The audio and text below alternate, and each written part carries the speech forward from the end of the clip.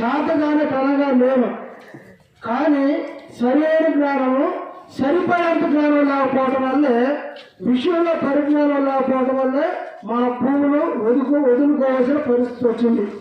కాబట్టి ఈ భూముల పైన 2011లోనే భారీ కుట్ర జరిగింది. రాజశేఖర రెడ్డి ప్రభుత్వ హయాంలోనే 20,000 కోట్లు విలువ చేసే గ్రానైట్ ఆ భూమిలో దాగున్నదని సంగతి వాళ్ళకి తెలిసింది.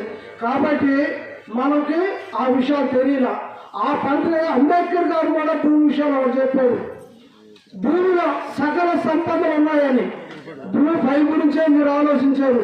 భూమిలో సకల సంపదలు ఉన్నాయంటే అనేకమైన ఉండే. మనమే మన సొసైటీ నుండి మైనింగ్ చేసుకునే విధానం కూడా ఉంది.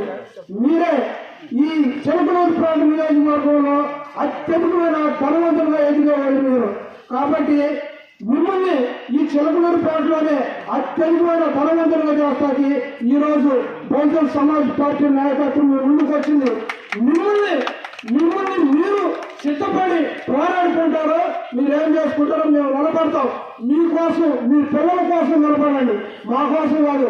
మేము ఇక్కడ నుంచి ఒక్క రాయి కూడా తీసుకెళ్ళాం, ఒక్క చిన్న రాయి ముక్క కూడా తీసుకెళ్ళాం.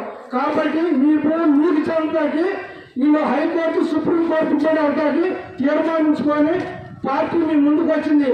ఇక్కడ మీరు దాదాపు 400-500 మంది జనాలు ఉంటారు. మీరు ఒక ప్రెసిడెంట్ గెలిపించుకోలేకపోయారంటే ఎంత బుద్ధిహీనంగా ఆలోచించాలా. ఏదైనా మీరు ఈ యొక్క గ్రామాన్ని పరిపాలించుకునే విధానం వచ్చిందో ఆనాడే ఈ గ్రామంలో ఉన్న భూములు పక్క మీ